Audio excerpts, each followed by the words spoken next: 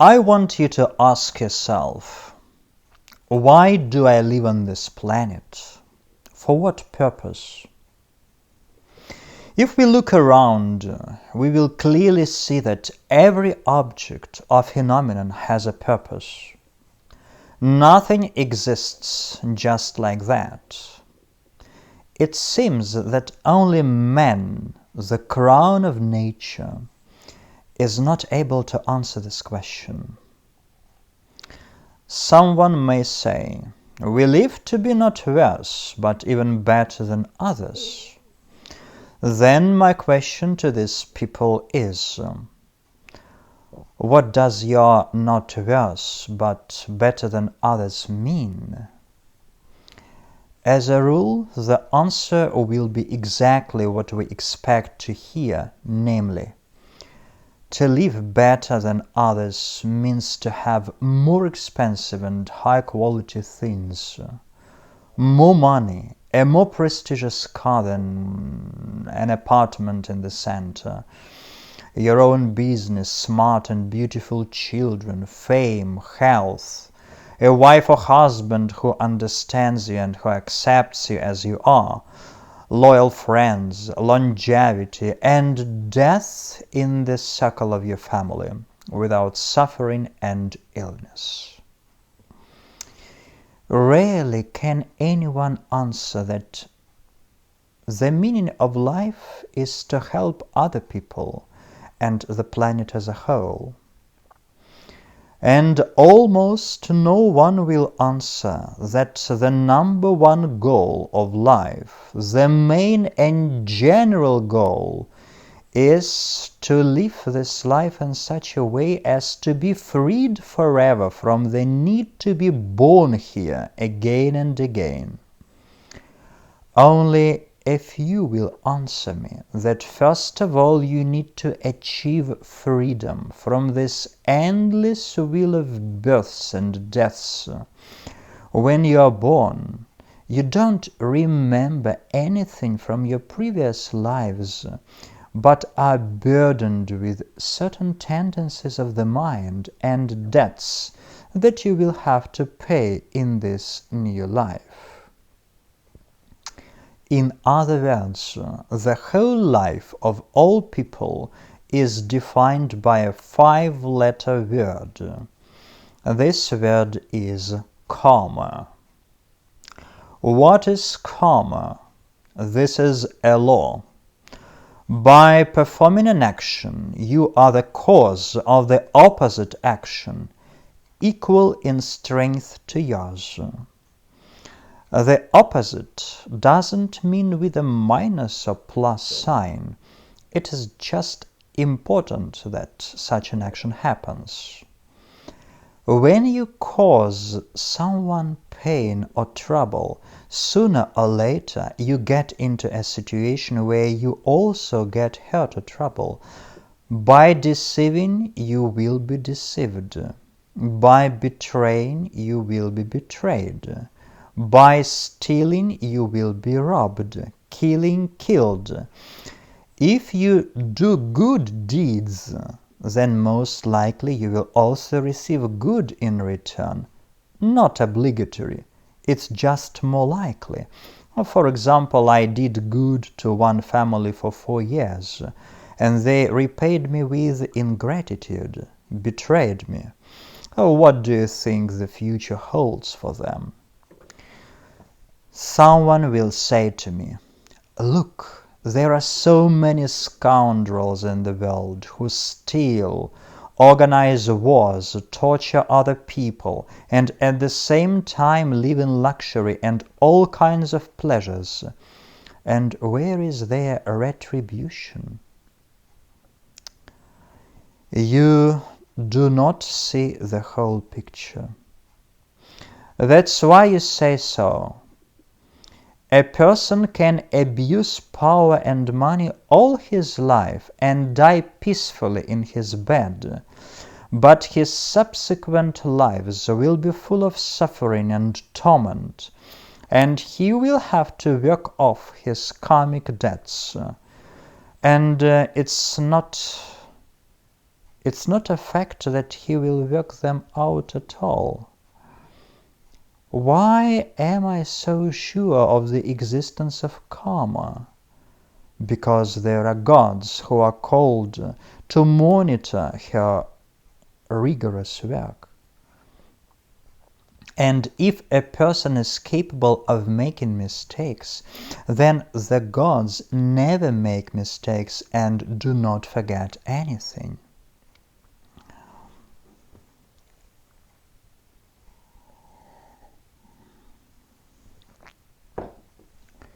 One person who I know well offered another person who I also know a profitable cooperation for a certain amount of money. Let's call these two conditionally Lena and Sveta. Sveta regretted paying Lena a sum of money worthy of Lena for her services, although she herself was used to taking sums many times and dozens of times larger for her services, although the objective value of the services she provided was minimal. At the same time, Sveta could, without hesitation, spend hundreds of thousands on one-time consultations with eminent experts and gurus who are known for selling air in a beautiful package. So, as soon as Sveta refused Lena her offer, objectively beneficial for both Lena and Sveta, Sveta forgot her phone in a taxi, iPhone. The taxi driver did not return the iPhone, despite Sveta's attempts to reach him. Strangely, the cost of a phone forgotten in a taxi was equal to the cost of the very profitable cooperation, which Sveta refused. Moreover, I know for sure that there were no magical or other actions on Lena's part that would have led Sveta to punishment, the deprivation of her phone. That's how the gods work, or the law of karma. Due to greed and unwillingness to Lena's well-being, Sveta strangely forgot the phone in the car of a man who was not going to return it to her at all. This is just a small example of cause and effect. I know people who live as if the rest of the world is just their servant. If you are beneficial to them, they will smile at you. If the benefit disappears, they stop noticing you, behaving as if they had never known you before. By doing so, they invite situations into their lives when they will be treated accordingly, only more painful, in order the lesson to be well learned.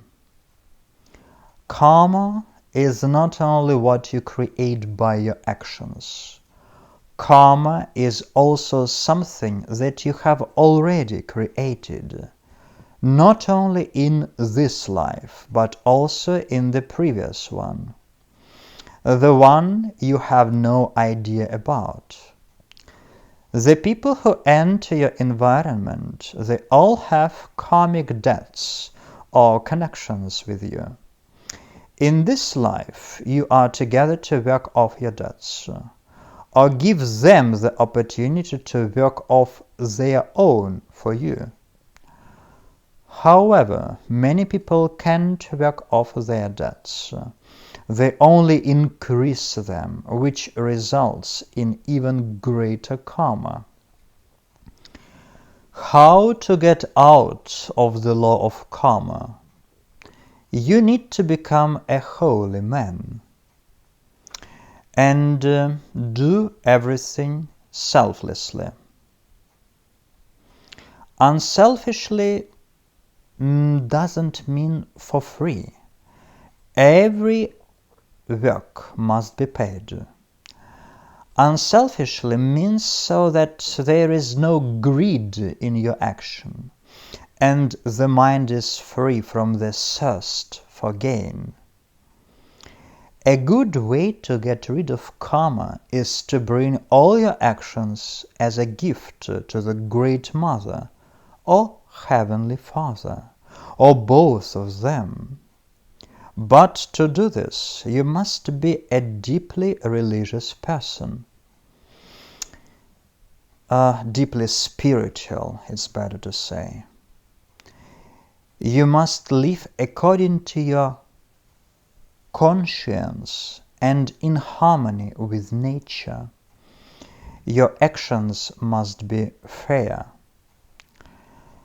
Along with this good way, you can, in parallel, practice another one.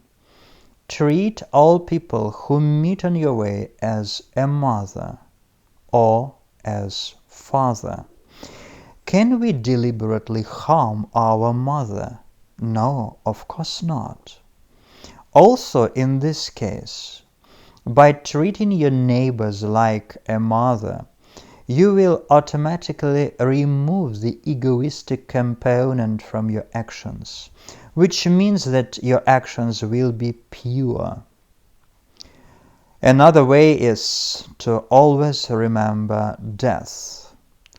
Ordinary people are afraid of death, but they are stupid. One should not be afraid of death, but of birth. When you are born without remembering anything from your previous life, knowing nothing about the world around you, being a small ship among the waves, a kitten or a chick that has fallen out of the nest in the middle of a world full of dangers and temptations, that's really scary.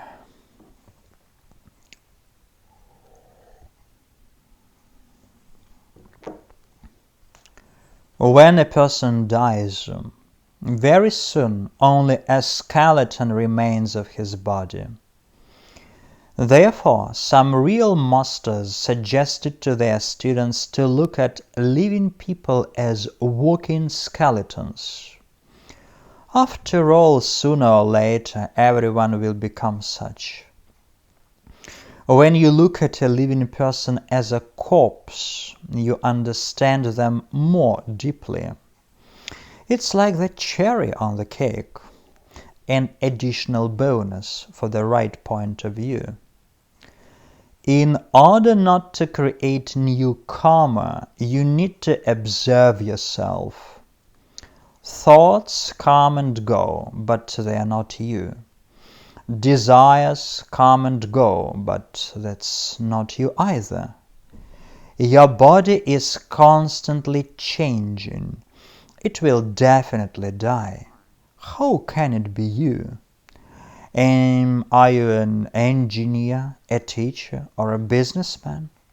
These are just social roles. It can't be you. Are you husband or wife? There was a time when you didn't have a husband or wife, and the time will come when you will be alone again. After all, one of you will definitely die first. All your passports, diplomas, and credit story, how can all this be you? Think about it. Who are you really?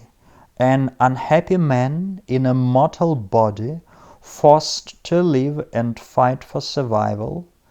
Or an eternal spirit called by the Almighty to free itself from illusions and return to His Creator?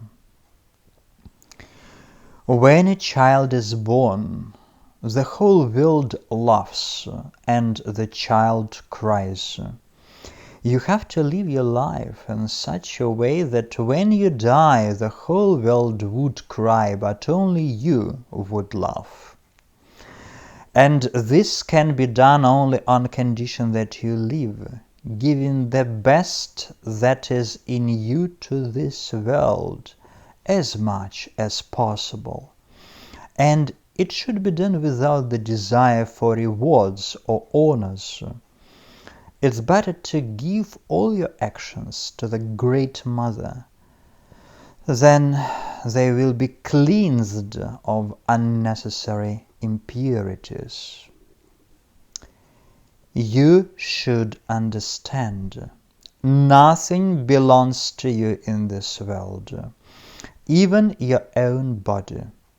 Your body exists by itself because you do not control the work of your liver and kidneys in any way, do not make your heart beat, and can't order it to stop. Your body doesn't belong to you. I have known many young people who had good health but died. They couldn't save themselves.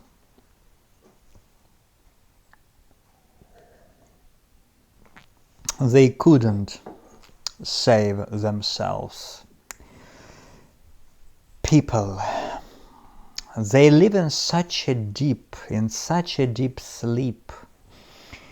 What is the life of an ordinary person like? It's just running.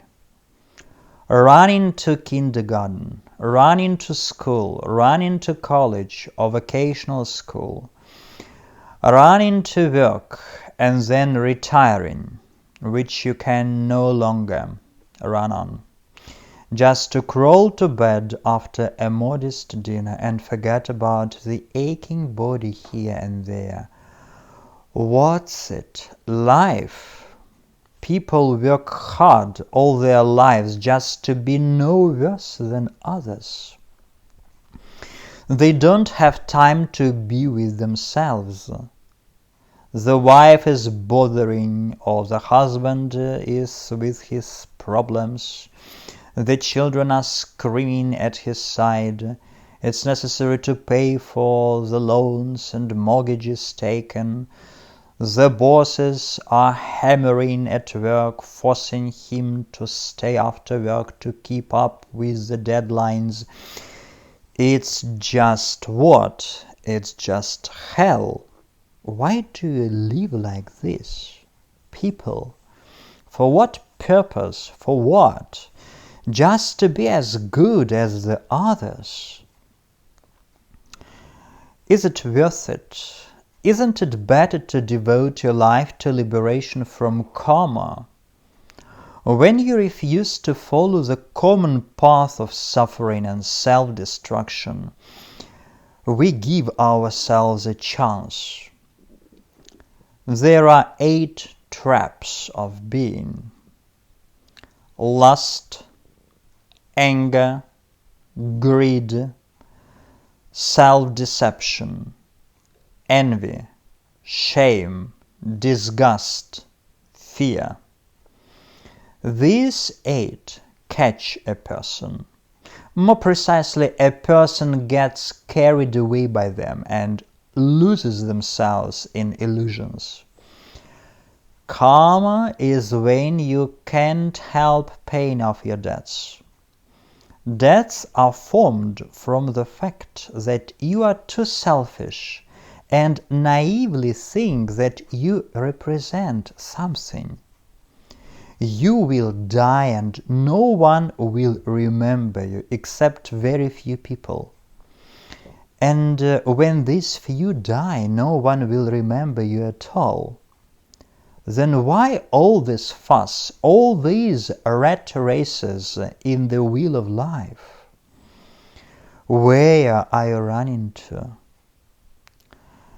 A few more years will pass, and the bones of all the viewers of this video, without exception, will be polished to a shine by worms in the cemetery. Isn't that right? You can, of course, still have time to eat several tons of food and produce several tons of shit in the form of fertilizer after eating. You will be able to have sex some more times. You will be able to surprise your friends with a new expensive purchase. or a beautiful vacation abroad. But do not forget, with every move you make, you are getting closer to death, to the cemetery, to worms and coffins in which the same skeletons as you will lie. It's funny, isn't it? I started shooting and posting videos relatively recently. However, they have already been viewed by several thousands people. But at least one of these people, at least one, has transferred at least $1 for the construction of a temple for the Great Mother. No dollar has been received. If 1,000 people donated only $100 each, there would be 100,000. It would already be possible to buy a plot of land for the construction of a temple. What is $100 nowadays? It's just nothing. But people are too greedy to donate this small sum of money. They watch my videos, very few write good words, and then they leave. They think, here we will give you money and you will spend it on yourself. Oh no. What should I say to that? Even if I spend it on myself, I will answer to my mother for it. This is my karma. By donating to the temple, you destroy your negative karma. It is destroyed regardless of whether the temple is built or not. You are donating to the mother, not to a specific person. By knowing what karma is, how can I abuse your trust? How can I spend on myself the money intended for the mother I worship? It is just not possible. Hence the conclusion. People who watch my videos calling for donations to the temple and do not donate are hypocritical. Agreeing with what I have said, they shy away from the call to share for the sake of the mother. They may not understand that mother is speaking through me to them. The mother uses this body and this mouth to speak. It is her voice. They hear and ignore it. They do not understand that not wanting to part with an insignificant amount of money for the sake of the one to which they owe their lives, they will lose not only this amount, but much more money. It's worse if they lose their health or something even more precious. People are so greedy and limited. What do they expect from life? How can life be kind to them if they are so greedy? Thanks to Great Mother, you are breathing now. It is thanks to her grace that you exist. And the fact that you are hearing these words now is her greatest mercy to you. How can you hear these words and continue to deceive yourself further? As Jesus said, if they had not heard my words, there would have been no sin on them. But since they hear and do not do, sin abides on them. Truly, we live in Kali Yuga, my friends. As the great Mother Kali used to say, I am karma and I am liberation.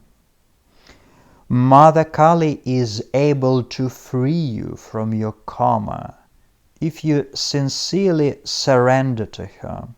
Surrender with all your heart. But how can people of the 21st century, mired in material existence, prove their devotion? What kind of offering can they make? That's right, only material, and the one that is most valuable to them. And what is the most valuable to you?